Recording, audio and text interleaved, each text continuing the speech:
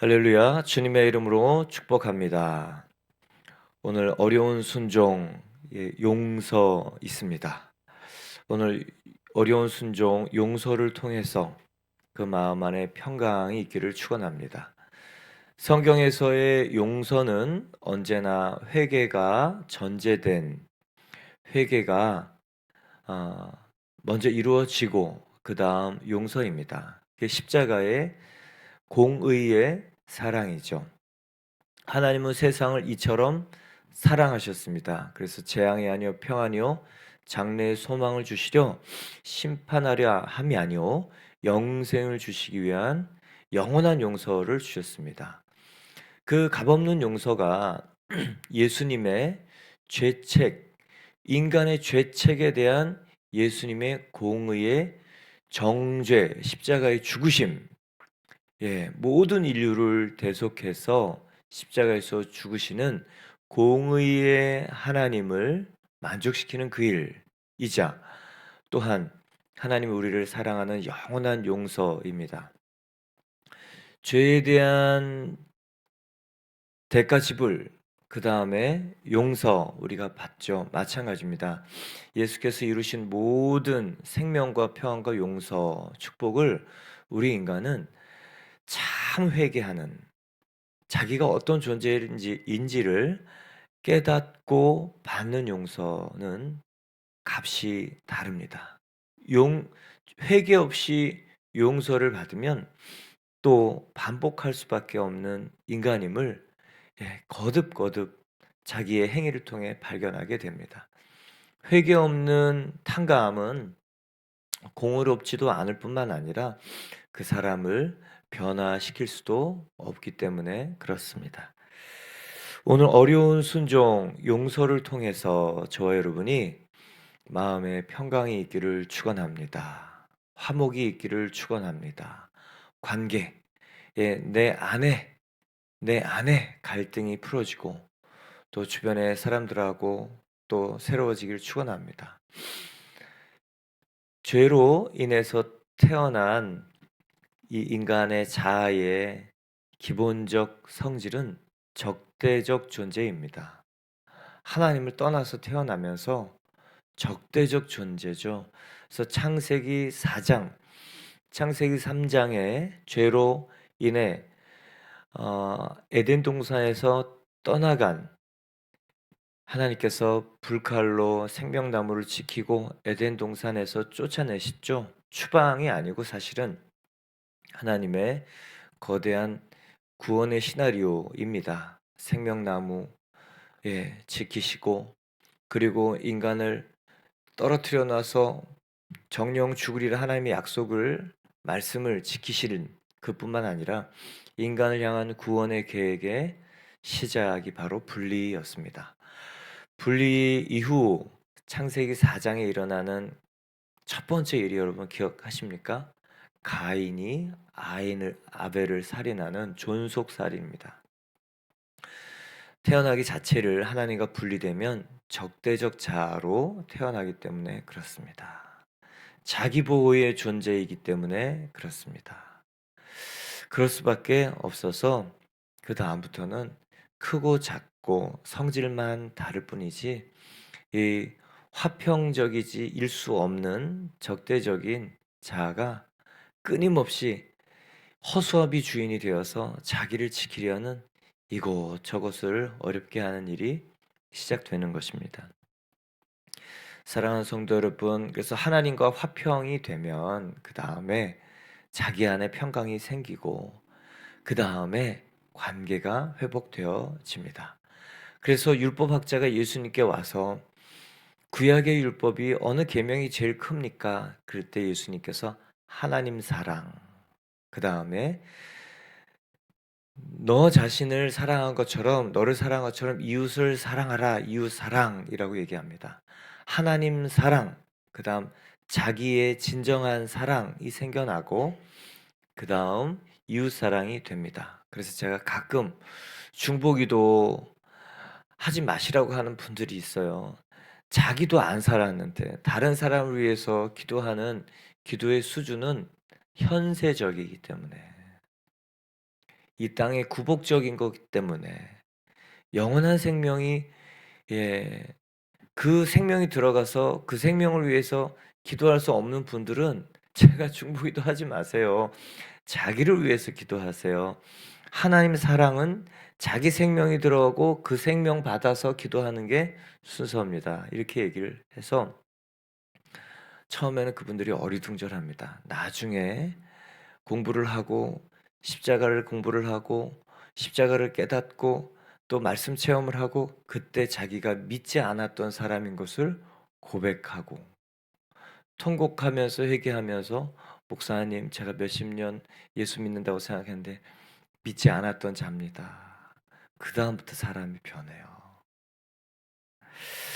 예, 오늘 어려운 순종, 용서 여러분 하나님이 우리를 용서하시고 자기가 자기를 용납하고 그다음 참 어려운 일이에요. 다른 사람을 수용하고 받아들이는 게 쉽지 않지만 그게 그래서 용서가 어려운 순종입니다. 그 해야죠. 네, 시간을 두고 이것은 반드시 하리라.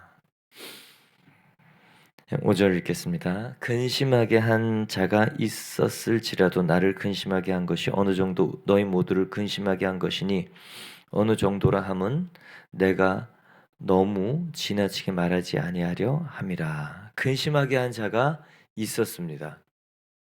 고린도 교회는 어린 교회였어요. 그런데 우리가 잘 알듯이 혼란스러운 교회였습니다. 이유는 성령의 역사가 강력하게 나타나면서 어린 교회에 질서가 없었던 겁니다. 근데 발견하는 큰 장점 중에 하나는 살아있는 교회였다. 성령의 역사가 강력하게 나타나는 살아있는 교회였다. 아무 소동도 없고 아무 분란도 없고 아무것도 없는 교회들이 가끔 있습니다. 왔는지 갔는지 성령이 임하셨는지 운행하시는지 그런 교회가 죽은 교회예요. 그런 교회는 분란 일어날 일도 없어요. 제가 중국에서 저희 교회에 성령이 강권적으로 나타나시면서부터 교회가 막 하나님께서 이렇게 저렇게 계속 드러내시고 성도들 안에 드러내시고 단독 이 도시를 막 이 들썩들썩 할 만한 일들 드러내신데요. 정신이 없더라고요. 일주일 그냥 넘어가는 일주일이 없었어요. 너무도 혼란스러워서 조나단 에드워드의 책을 읽었습니다. 1700년대 초에 이 미국 코네티컷 계곡에 50호 되는 200명 성도 되는 그 할아버지가 목회하던 곳에 이 조나단 에드워드 나중에 이제 대학 총장이 되시죠. 이분이 목회할 때 성령의 역사가 강력하게 있었습니다. 그리고 동네가 난리가 났어요. 제가 그 책을 보고 나서 성령이 임하면 이게 태풍처럼 다 소용돌이가 일어나는구나. 난리가 그런 난리 뭐 사건 사고 그런데 그 조나단 에드워드가 그 두 차례 한 3년 텀을 두고 6개월 그다음 2년 반 1734년 1737년 이제 요 그 일들을 통해서 성령이 임했을 때 사람들의 내면 사람들의 삶 도시를 완전히 완전히 뒤집어 놓으시는 성령 그러면서 혼란 속에서 깨끗게 하시는 그 일들을 보면서 우리가 잘 가고 있구나. 성령이 임하면 청소하시는 일을 하시더라고요. 드러내서 깨끗게 하시는 일을 하시더라고요. 그래서요, 난리가 났습니다. 근데 그 책을 보고 안심이 됐어요. 부흥, 예, 놀라운 회심 이야기. 그래서 그 사람은 부흥을 뭐라고 얘기하냐? 개인의 회심이 만개한 것뿐만 아니라 이 도덕적 혁명, 도시 자체에 이 도덕적 그러니까 삶의 윤리적인, 도덕적인, 실제적인 그 일에 하나님의 거룩한 성령이 이끌어 가시는 이 삶의 모습까지가 부흥이라고 얘기합니다. 성령이 임해서 개인이 회심하는 것뿐만 아니라 이 도시 자체가 변하는 것. 그런데 그 부흥이 끝나갈 무렵에 특징을 기록해 놓습니다. 뭐라고 했냐면 정말 부흥했다는 사람들이 죄에 대하여 또 심판에 대하여 예수 십자가에 대하여 그리고 먹고 사는 것보다 더 정말 그 일에 찾고 매진하고 감명했는데 부흥이 지나가는 전조를 그 사람은 뭐라고 썼냐면 사람들이 다시 일상에 몰두하기 시작했다. 먹고 살고 일하는 일에 더 많은 관심을 기울이기 시작했다. 이게 성령이 거두어져 가는, 부흥이 거두어가는 특징으로 기록해 놨어요. 고린도 교회도 마찬가지입니다. 신생 교회인데 성령이 임했어요. 그래서 뭐 여기저기서 예언도 하고 은사가 나타나고 아직 인격이 되지 않는데 성령의 은사는 받아. 은사는 여러분 인격하고 관계없다는 거 아셔야 돼요. 그래서 은사는 외적인 거죠. 이 사람의 개인적인 그 성품적 결정이 없어도 나타나는 일입니다. 그런데 가끔 은사가 나타나면 성품이 될 거라 그런 착각을 하시는 분이 있으세요. 은사는 자기 인격적인 그런 결정이 포함되지 않을 수도 있고요. 또 은사가 그래서 구원의 조건도 아닙니다. 구약에 보면요, 강권적으로 하나님께서 이 기름 부어서 외적인 그런 미션을 수행하게 하기도 하셨죠. 그러나 사도 사울 왕 보세요. 외적 기름 부으심에 인격적 결정이 따라가지 않을 때 성령이 떠나가고 이 사람은 폐위되죠. 너무도 슬픈 인생을 살아갑니다.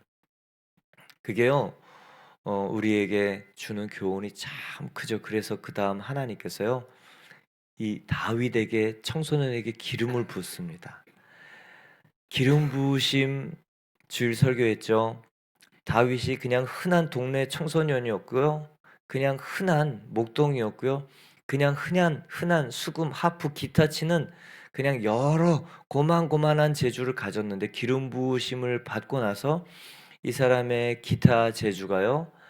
한 영혼의 악신을 떠나게 하는 놀라운 영적인 재주로 바뀝니다. 이건 재주에서요.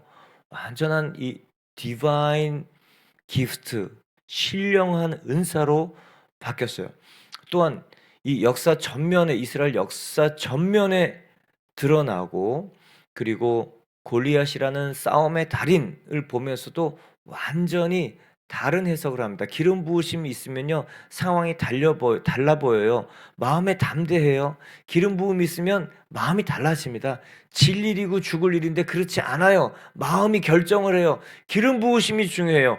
근데요 하나님께서 이 기름 부으심 다음에 사울은 그대로 왕을 삼아서 인격적 결정, 자기가 선택을 통해서 기름 부음을 유지해 갈 일들을 많이 하지 않으셔서 사울이 두 번의 결정적인 실수를 합니다. 그래서 다윗은요 기름 부으심으로 정말 역사 전면에 나타내시고 나서 하나님께서 그 마음을 인격적인 결정을 하게 하시기 위해 보내신 곳이 어디신 줄 아세요? 광야입니다. 기름 부으심으로 이 사람이 두각이 자기 색깔이 확 드러나고 고만고만하던 것이 출중한 어떤 것으로 드러나게 하는 게 은사의 외적인 특성인데요. 기름 부으심의 외적인 특성인데요. 이 기름 부으심의 내적인 특성은 뭐냐? 그 사람 마음 안에 있는 진짜 인격적 결정, 진짜 알맹이를 만드시는 그 일, 그거는 자기가 협력해야 가능한 일입니다.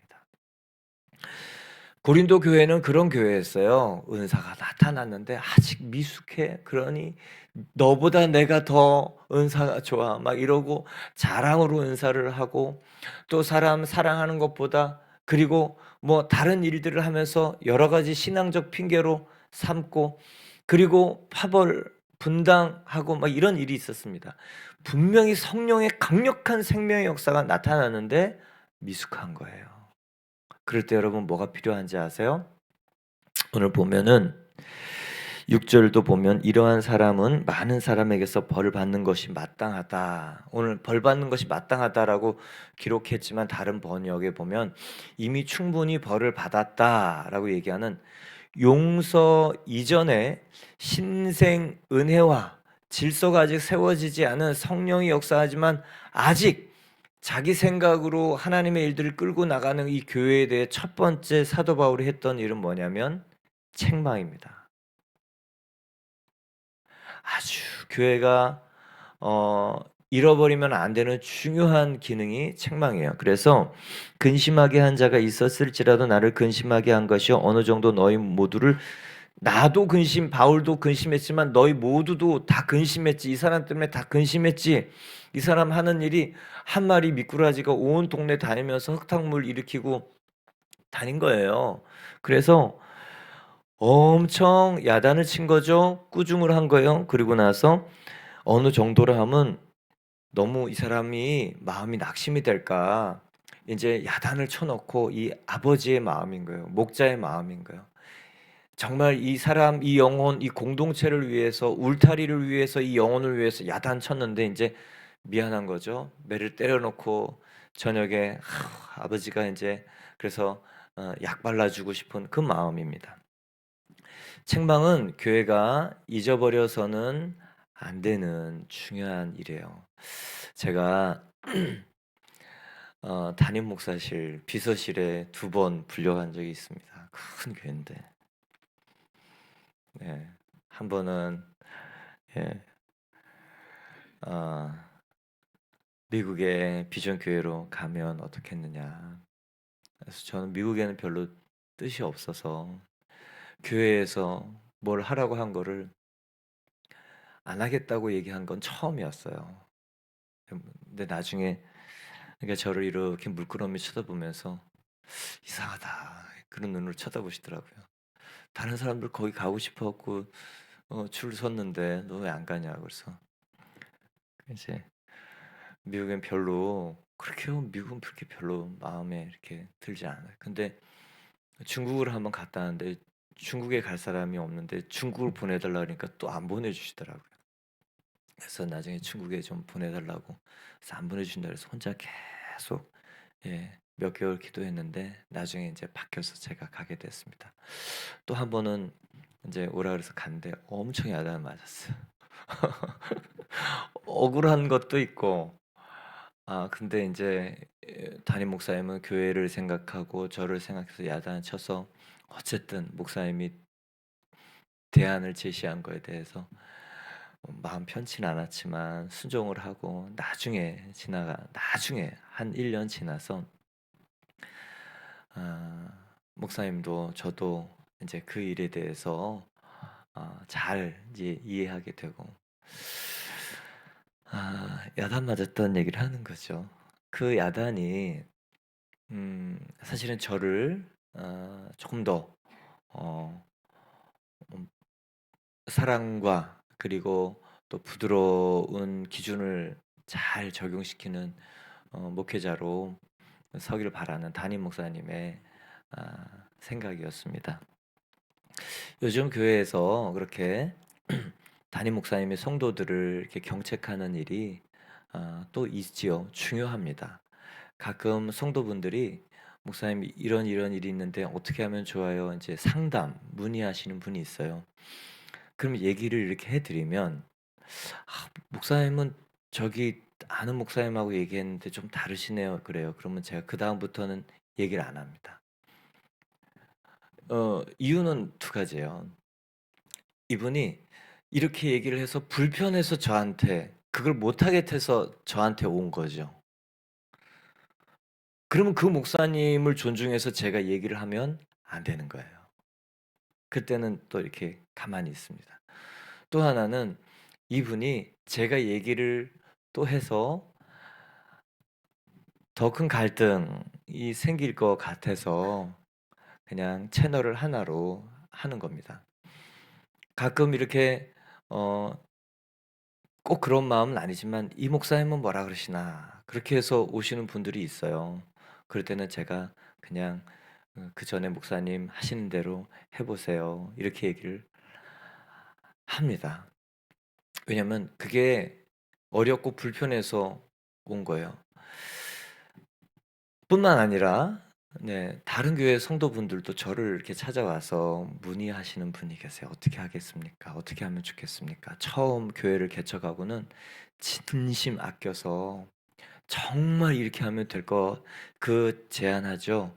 근데 그렇게 따라하는 분이 한 50 명에 한두 명 정도밖에 없다는 거 경험치예요, 경험치. 왜냐하면 목사님, 우리 교회 목사님, 우리 교회 이런 개념이 없으세요. 그래서 어려우면 하다가 막히면 그리고 하다가 불편하면 다시 돌아갑니다.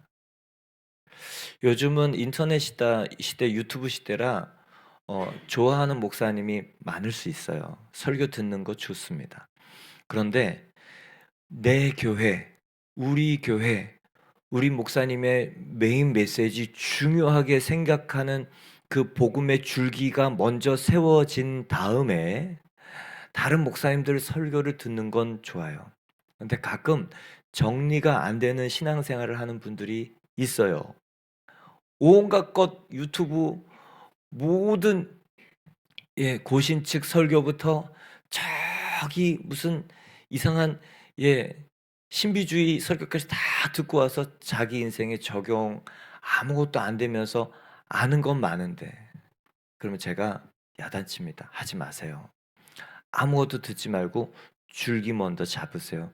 줄기가 없는데 열매가 맺혀집니까? 안 맺혀져요. 그러면요, 목사님은 모르셔서 그런다고 그러세요. 제 말 들을 거면 교회 오시고 안 그러면 가세요. 제가 얘기합니다. 그러면 뭐 눈물고 뭐 어쩌고 저쩌고.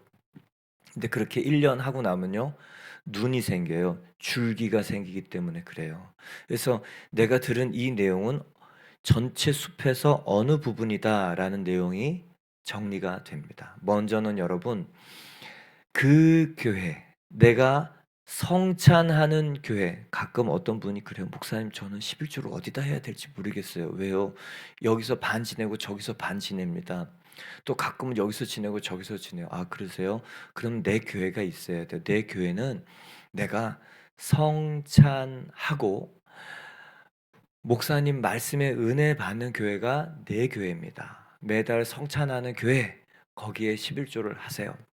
그래서 중국에서 제가 북한 관련 지역에 있었기 때문에 이제 헌금하는 분들 계세요. 그럼 제가 전화해 갖고 감사한데요. 이거 헌금 무슨 헌금이에요? 그러면 목사님 저희 교회는 부자 교회라 11조를 거기다 해요. 그러면 제가 11조에는 본교회 하시는 게 맞아요.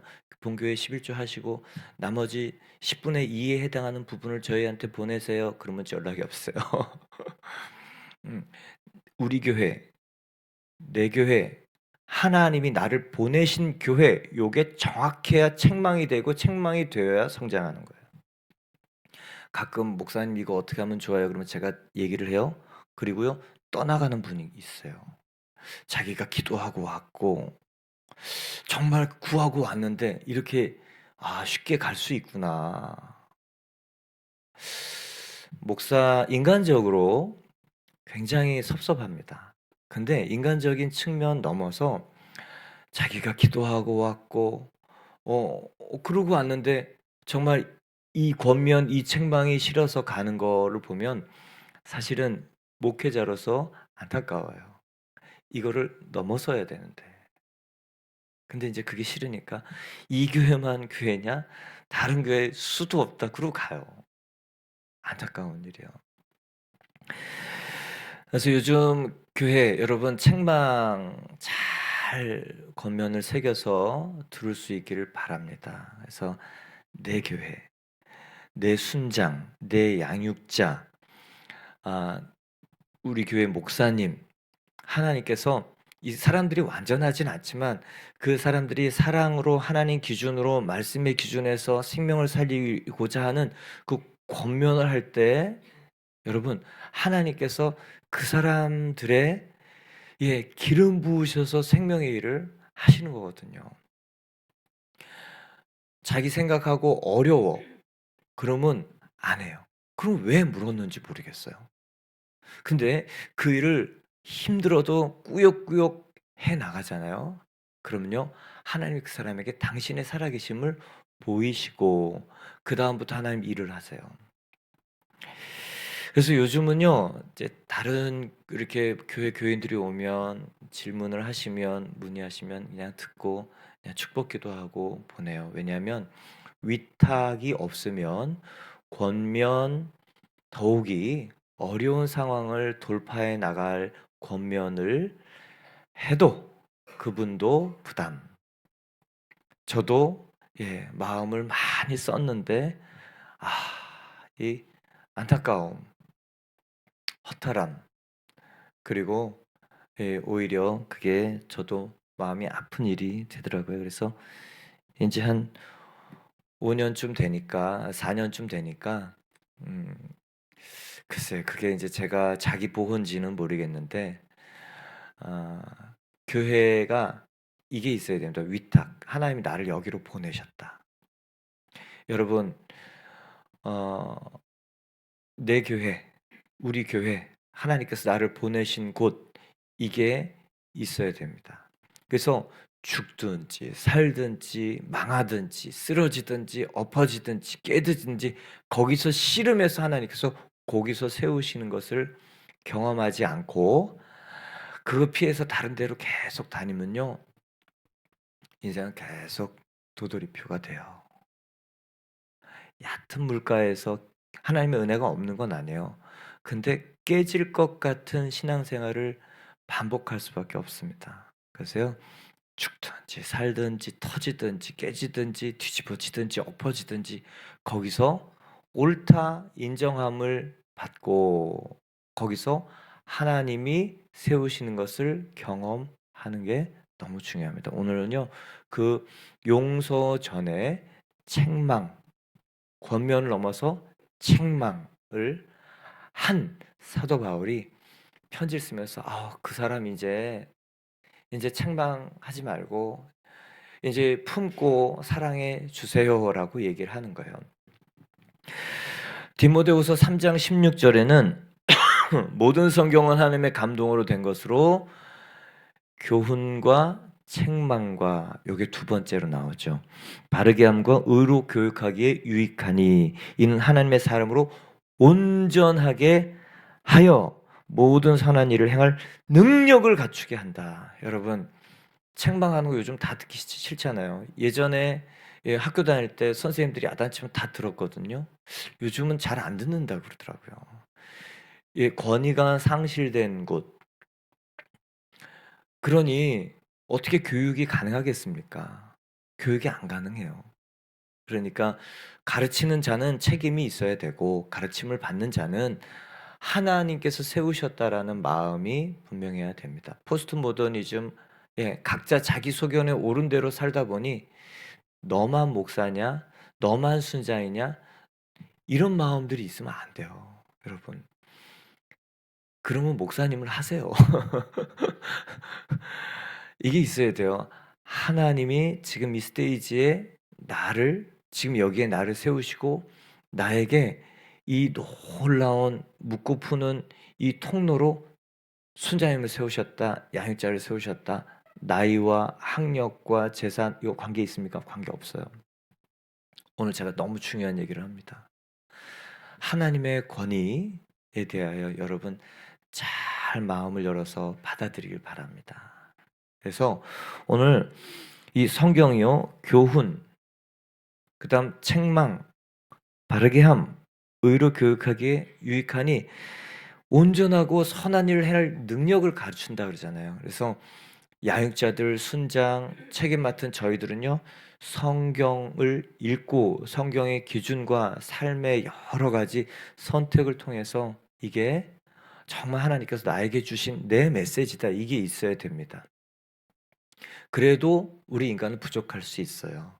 내가 제시한 이 일이 이 일보다 더 좋은 해법이 있을 수 있어요. 그런데 내가 아는 한 이것이 가장 좋은 해법이라고 생각해서 대안을 제시한 그 일에 대해서는 하나님께서요, 이 양육자의 손을 들어 주십니다.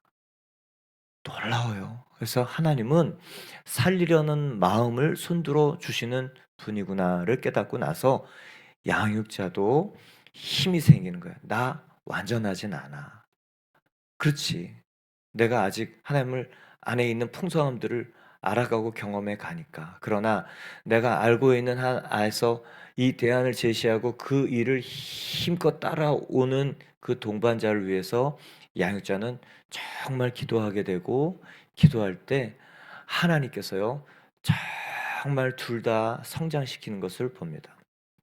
제 중국에서 이렇게 돌아와서 보면 참 은혜가 많았지만 목회적인 미숙한 결정들이 많이 있었다는 것을 봅니다. 그럼에도 불구하고 하나님이 그때 그 일을 정말 이렇게 보증해 주시고 이루어 주신 걸 보면 하나님은 크시구나. 그리고 그렇게 목회자가 하자고 하는 그 일 속에 하나님이 이렇게 손을 들어 주셨는가 이렇게 생각해 보면 내가 의로워서도 아니고 똑똑하거나 완전해서도 아니고 경험이 많아서도 아니고 그냥 안타깝게 정말 저 영혼이 하나님 앞에 살아나는 그 일을 바라는 마음 때문에 하나님께서 그러셨습니다. 사랑하는 성도 여러분, 책망 받을 때 요거 기억하시면 돼요. 하나님이 나를 온전하게 하시려는구나. 능력을, 예, 생명을 행할 능력을 갖추게 하는 거구나. 예, 불편한 없어야 될 것, 그리고 떨어져 나가야 될 것 떨어뜨리는구나. 그리고 갖춰야 될 것 갖게 하시는구나. 여러분, 내가 다니는 교회에 대한 하나님이 나를 이리로 보내셨다라는 분명한 하나님의 인도하심 갖기를 바랍니다. 그리고 거기서 결정을 보세요. 안 그러고 돌아다니면 평생 이 깨질 것 같은 신앙, 이 깨질 것 같은 유리에는 많은 은혜가 담길 수 없어요. 깨지니까. 튼튼한, 예, 뚝배기처럼 튼튼한, 예, 그런 일은요. 그래야 뭐가 가득 많이 흘러 넘치도록 담깁니다. 무엇이라도 담길 수 있는 그런 튼튼한 사람 되길 바랍니다. 기름 부으심 받고 다윗은 광야로 가서 이 마음 그릇 훈련을 하게 하시죠. 여러분, 내가 이제 연단 속에 있다라고 생각한다면 하나님이 나를 이제 조금 안심하셔서 나를 진짜 훈련을 하시는구나. 다음 스테이지로 넘어갔구나. 그렇게 생각하시기를 바랍니다. 오늘 책망 받을 때 또 권면 받을 때 감사로 받기를 축원합니다. 함께 기도드리겠습니다. 하나님, 모든 성경은 하나님의 감동으로 된 것으로 교훈과 책망과 바르게 함과 의로 교육하기에 유익하니 하나님의 교회가 교훈, 책망, 바르게 하고 의로 교육하게 하는 이 여러 가지를 잘 감당하여서 성도들 하나님의 사람으로 온전하고 모든 생명의 일을 행할 능력을 갖추는 사람들로 세우게 하여 주시고 또 성도들이 정말 군사가 돼서 흔들리지 않을 뿐만 아니라 이제는 빼앗긴 생명을 찾아오고 묻고 푸는 권세를 사용하고 이 생명의 불을 던져 어둠을 쫓는 사람들 되게 하여 주십시오. 지금은 우리 주 예수 그리스도의 은혜와 하나님 아버지의 사랑과 성령님의 기름 부으심이 권면 또 책망 그리고 감사 순종 성장 성숙 그래서 하나님 앞에 귀한 열매 드리길 원하는 한 분 한 분의 믿음 위에 이제로부터 영원까지 함께 하시기를 간절히 축원하옵나이다. 아멘.